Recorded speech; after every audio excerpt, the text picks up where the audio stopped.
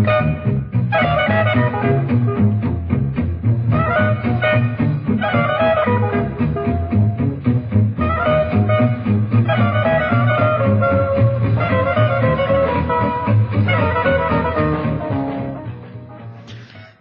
and welcome everybody.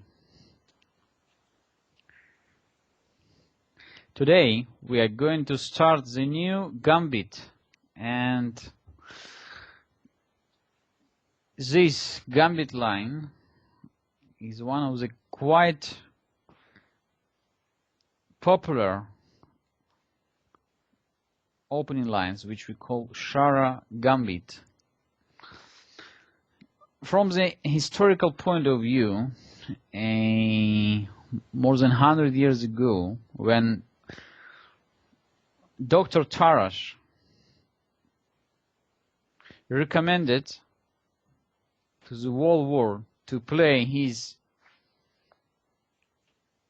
very aggressive Tarash defense after d4, d5 and c4, e6, knight c3 and c5, where black is ready to accept the isolating his center pawn on d5, but as a compensation black pieces is getting quite free development and some kind of pressure in the center, and Dr. Tarash says that in that case the free development of all my pieces fully compensate the slight weakness of my pawn on d5. So I would like to remind you that Tarash defense starting in something like that position after c takes d5 and e takes d5.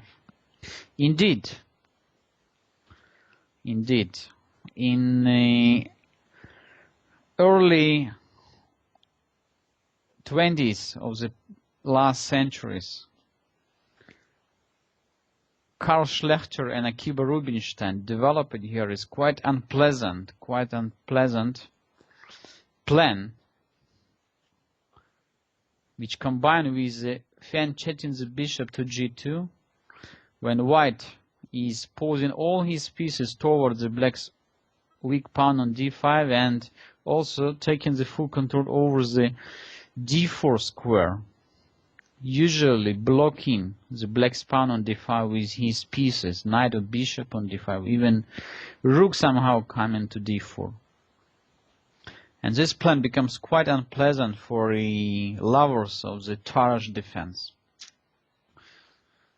However,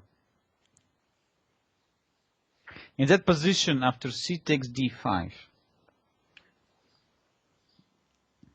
German master Hennig find out the old analysis of Shara also, who analyzed quite deeply the outcome of the Tarash defense and came to conclusion that after c takes d5, black is having the quite great opportunity to start the very sharp battle in that position. So instead capturing e takes d5 captures back the pawn, so black is having quite interesting opportunity. C takes d4, sacrificing the full pawn. After queen takes d4, black is gaining the time for its development, knight c6, and after white's queen is going away, let's say after queen d1, e takes d5, black is ready to sacrifice his pawn on d5 for obtaining quite unpleasant for white development advantage. And this development advantage usually leads, as we studied already in all our Gambit Guide course, to quite sharp and complicated play, where side which is using these Gambit ideas usually is going for initiative and the fast development of the pieces and ready to sacrifice material for all these points which we are talking already for more than 10 lectures. So how to play gambit lines, how to use your initiative, how to continue your attack even with additional sacrifices.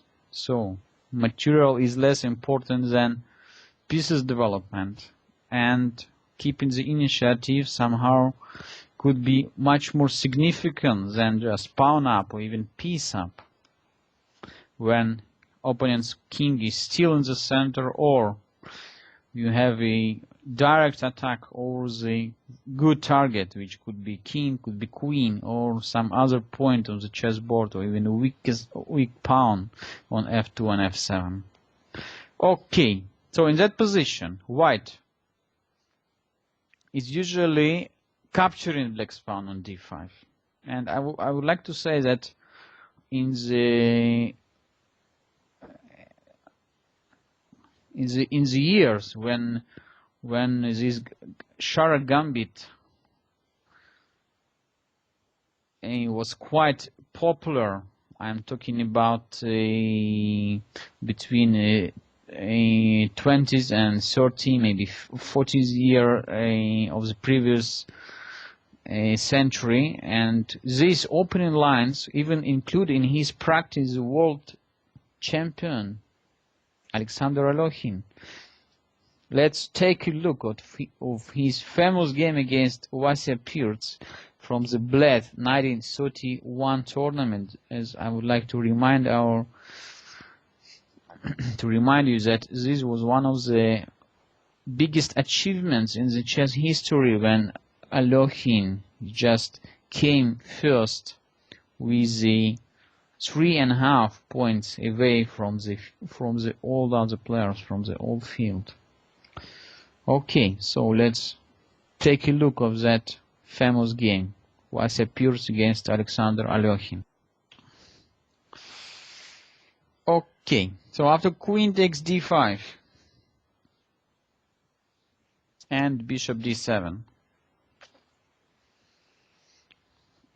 in this position, white choose to play move bishop g5. So without having any problem, white is trying to destroy black's initiative immediately and to complete his development of the pieces.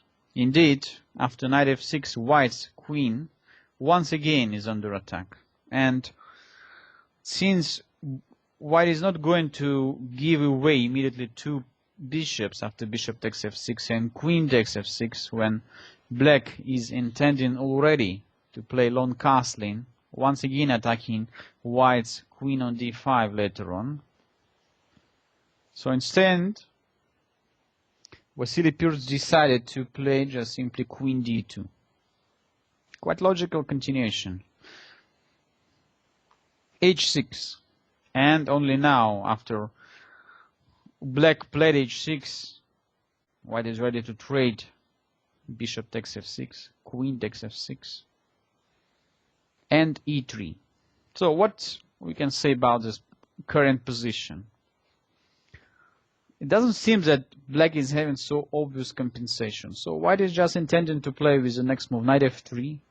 Then bishop comes to e2, and maybe white is going to play short castling. So we can ask, where is the initiative? What exactly we are having for a pawn? Indeed, black is not going to develop his dark square bishop too early, let's say on b4. In that case, really, white is playing knight f3, bishop e2, and short castling very fast. Instead, black, without losing a tempo, just moving his king away and also develop the rook. Long castling, very strong move. So in that case, white's queen would be under attack in case black is moving his bishop.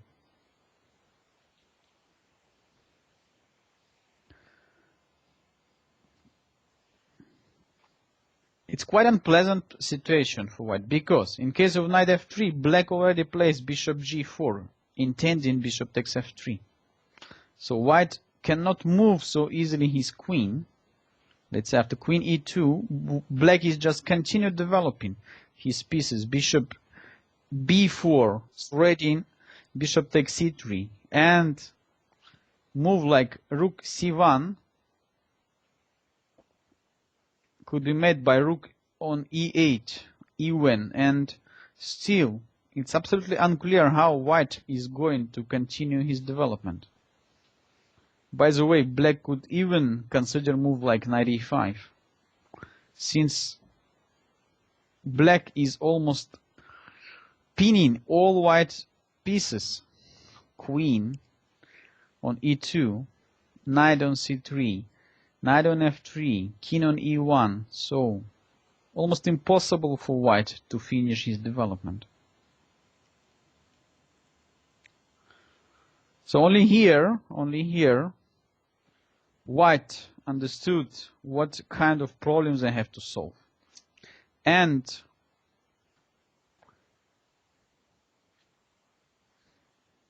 choose to play long castling. White is trying to keep the position still very complicated and ready to meet move bishop g4, which looks extremely exciting, by the counter-attacking move knight d5. So what exactly problem with white's position? So what can we pay attention to?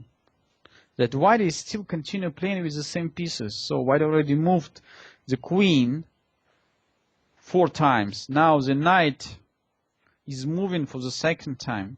White is also having all his development pieces under attack. Also knight on d5, also rook on d1. And it's not a surprise that black is quite simply find how to destroy white's position. Rook takes d5, so this is a starting sacrifice. White is forced to accept queen takes d5. And the next move was probably missed by what appears. And this is one of the typical moves from great world champion Alexander Alekhin. So Alekhin played bishop a3. Look at that move. It's very tempting continuation. It's not that natural, but suddenly white is in very tough situation. So first of all, let's understand that white cannot accept the sacrifice. After b takes a3, what black is doing? Black is playing simply rook d8. With the idea rook takes d1, with the checkmate. It's coming very soon. Second idea is queen c3. By the way, black could even play something like queen c3 check, and only after king b1 answering rook d8.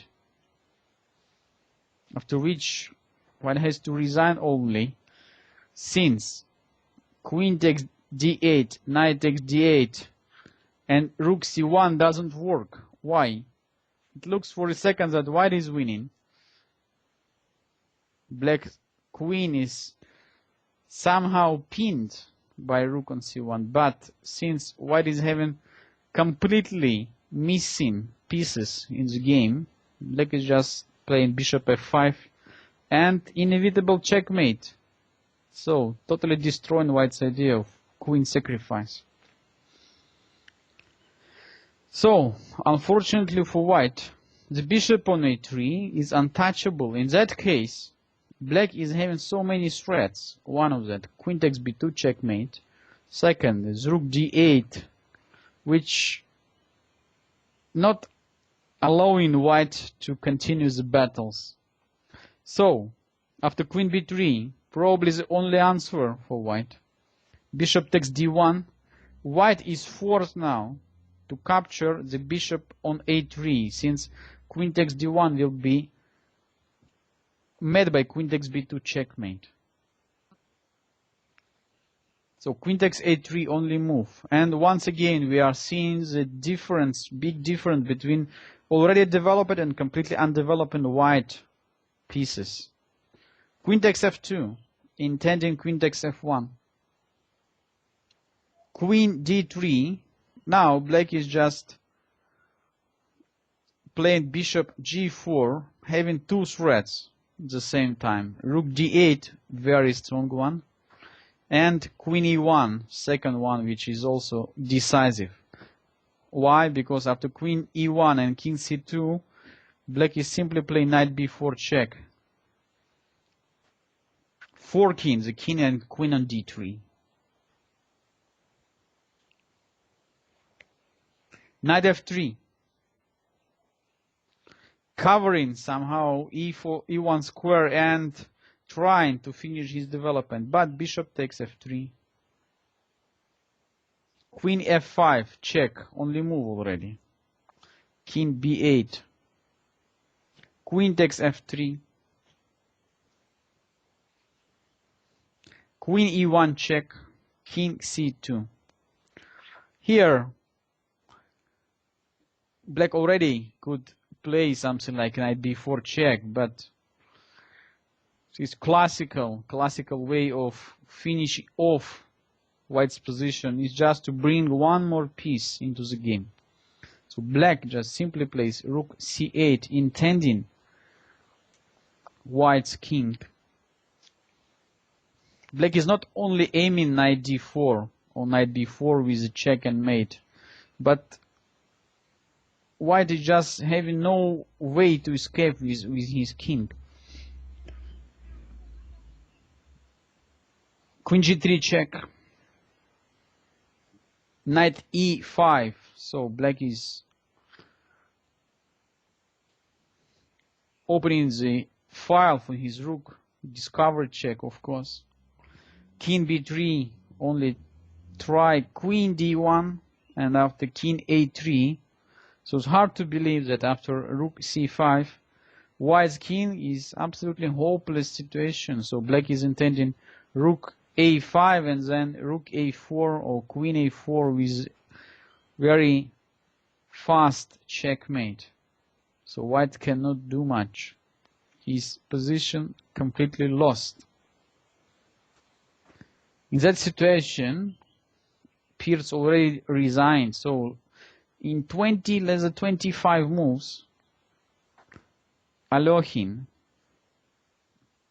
easily destroyed one of the best grandmasters in that years, Vasily Pierce. By the way, Vasily Pierce is well known because after his name, we call the Pierce defense e4 d6 opening. So he was one of the strongest Yugoslavian players in that years, and quite often took part in the international tournaments.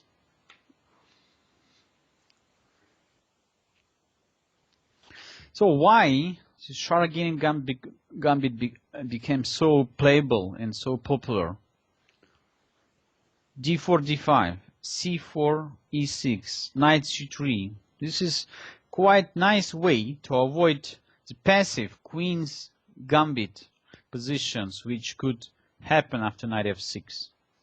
In that case, bishop g5 leads to the situation when white is keeping slightly better position for the long while, and not many chess players love to play this classical situation where black is only fighting for the equalizing his chances. So this c5, one of the most natural ways to show and to examine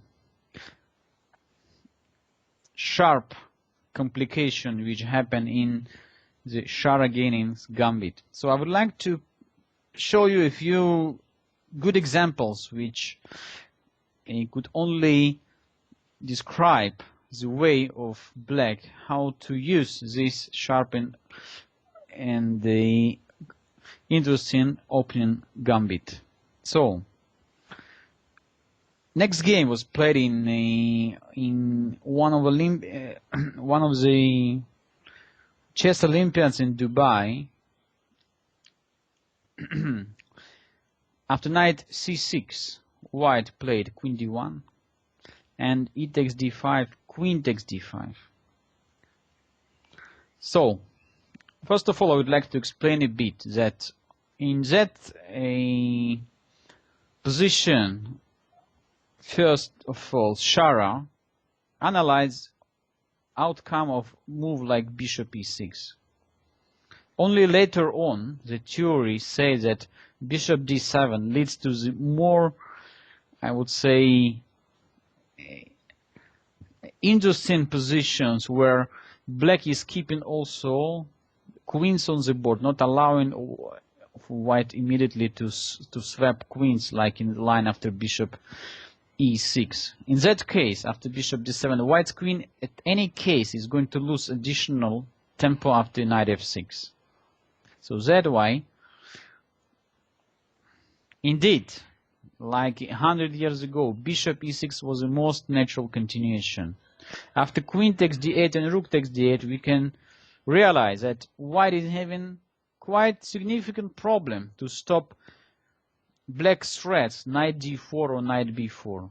So let's say move like a3 is almost losing immediately after knight d4.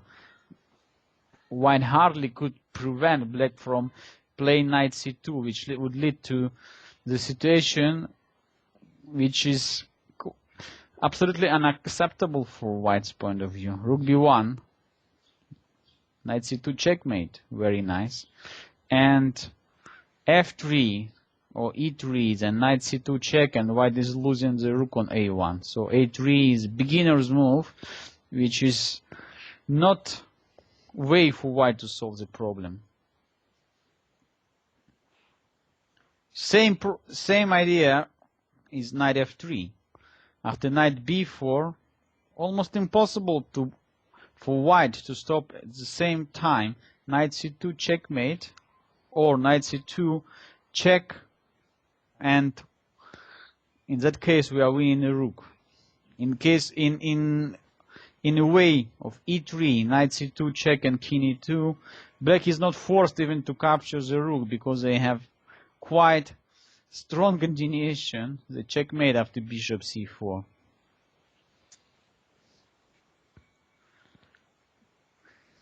So, bishop e6 move, queen takes d8 and rook takes d8 were quite serious attempt to, I would say, destroy white's dream about the advantage in this position. Indeed, in the late 15, you know, almost after 50 years of practice in the Shara game gambit, world champion Vasily Smyslov find out the great idea. So he found that after e3, white is not only prevents black from playing knight d4, but also after knight b4, white is coming with unpleasant check on b5, starting his own counterattack. In that case, black is almost forced to play king e7, otherwise there is no way to keep all the pieces in the attack. Let's say after bishop d7, white is just trading on d7 and playing king e2 with much better position. So black is having no compensation anymore for his sacrificed pawn. Indeed, after king e7, look, black's king is locking his own pieces from being developed, and white is simply playing here king f1. Why king f1? Then after a6 to keep his bishop going to e2. So important, very important to protect white's back rank and at the same time keep this bishop on e2 developed. And all attempts for black to reach here, any compensation for a pawn were absolutely unsuccessful, and this line is almost not playable today. So in case of bishop e6, white is having just a better game.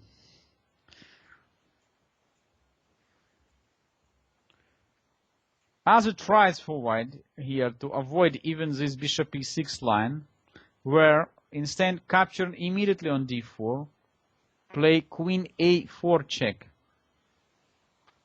In that case, bishop d7 is almost forced, and after queen takes d4, e takes d5, queen takes d5. So white is avoiding this bishop e6 line, and after knight c6, we are reaching the critical position, of which I would like to analyze more in deep for you to understand much better what kind of setups white is using here, what is the main idea of counterplay for black, how to develop your pieces, where to move your king, what way to attack white's position. And after bishop d7, white usually continues bishop f4. This move is attempt to avoid playing e3. So white would like first of all to move his bishop out and only then to keep developing his king side after e2, e3. Indeed, bishop f4 move is very dangerous. For white, it was extremely important to develop very fast his king side and make castling. Just continue developing his queen side only leads to the situation where white's pawns there would become quite nice target for black pieces. Knight f6. Already we can understand that move like queen d1 could be made by queen b6, and black is having a lot of trouble. White is having problem with his pawn on b2, and black is intending also to move bishop c5 and also long castling, completing development of all his pieces very fast. So white is trying to play queen b3, preventing black from playing queen b6 and somehow protecting his pawn on b2. So what's the problem with this queen b3 move? That black is just continued developing. Bishop b4, e3, short castling, rook d1. Why rook d1? Otherwise, black is intending to play already bishop e6. Once again attacking white's queen on b3. So white's queen is just moving too much in this opening line. Rook d1. Queen b6. Restarting the thread of bishop e6. So now, in case of knight f3, that's what happened in the game. And black is just simply playing bishop e6. White realized that move bishop c4 doesn't work anymore. Why? Since after knight a5, black is forking at the same time queen on b3 and bishop on c4. White is losing a piece in the game. Why all this happened? Because black's much better development in that opening line. White tried to escape after queen c2, but this led only to more problems after bishop takes a2. Bishop d3 and bishop a5, intending bishop b3. White already in very difficult position. Why? Because move like queen e2 could lead to knight d5, threatening bishop on f4 and also knight on c3. White is under serious material loss.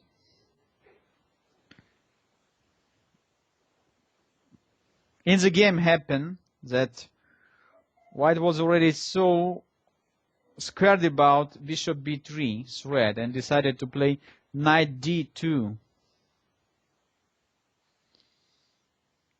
avoiding immediate bishop b3.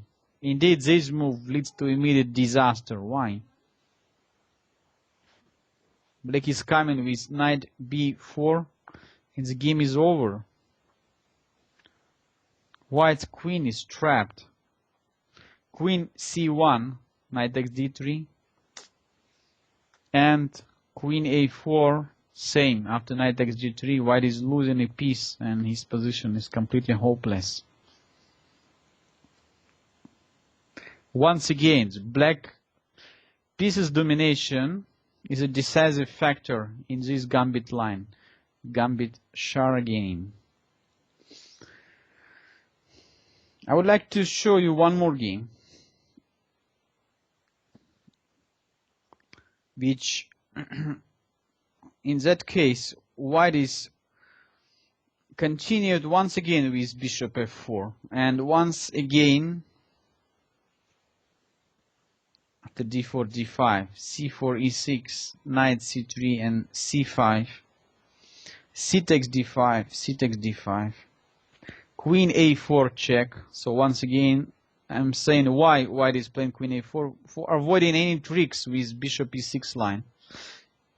Queen takes d4, e takes d5, queen takes d5, and knight c6, reaching the classical position. Knight f3, so that game white played knight f3 first. After knight f6, queen d1, and now we are having standard situation. So black has decided where to move his bishop, and the most natural outpost for the bishop is a c5, looking at the weakest spot in white's camp, f2 pawn. We can use these tactical ideas almost immediately after white's mistake, bishop f4.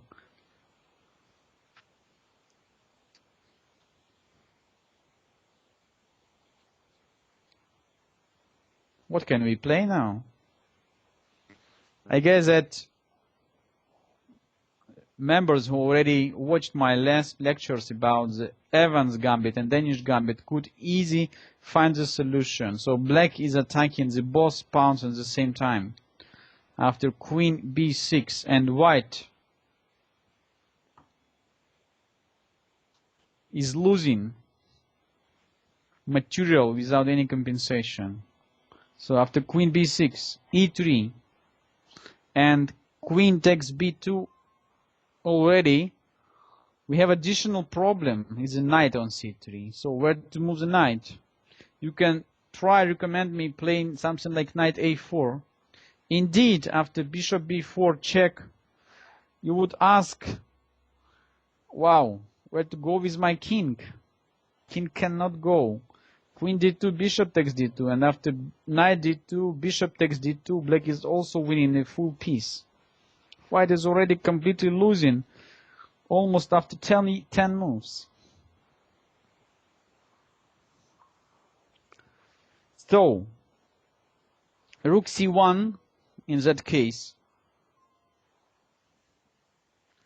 leads to the difficult position after bishop b4, intending knight on c3 and threatening knight a4.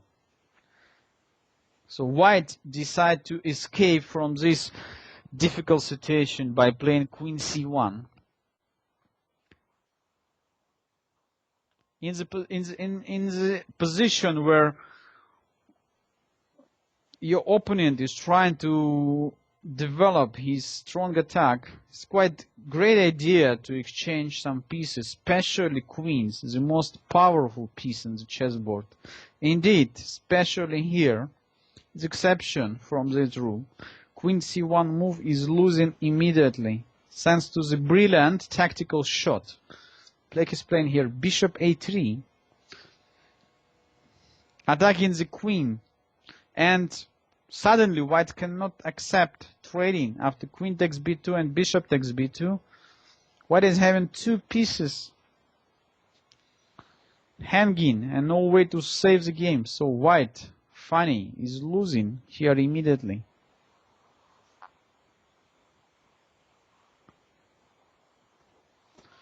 So after bishop a3,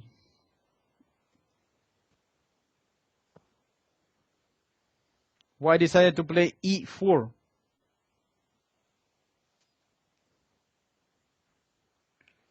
Covering the c4 square with his bishop. So now in case of queen takes c1, White would be happy to answer bishop takes c1 and everything fine.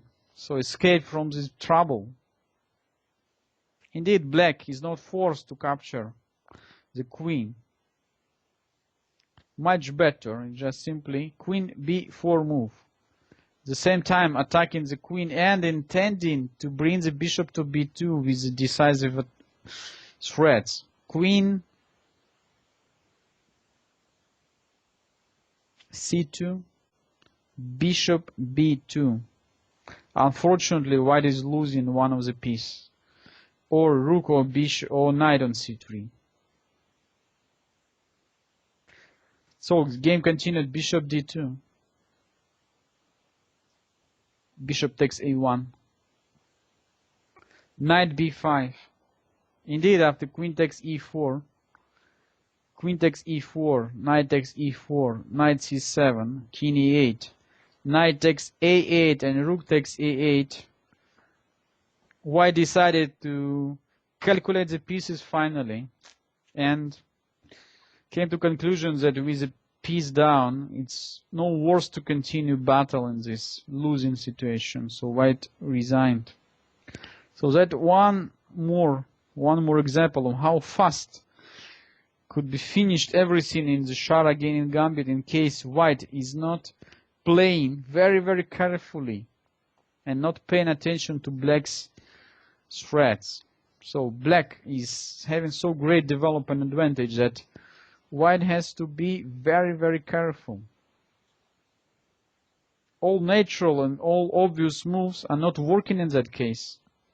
So we have to play very precisely in defense. And in the next lecture, we'll continue studying more theory and more classical ideas, classical games of how to use the Shara gambit. And thanks for watching, and see you next time.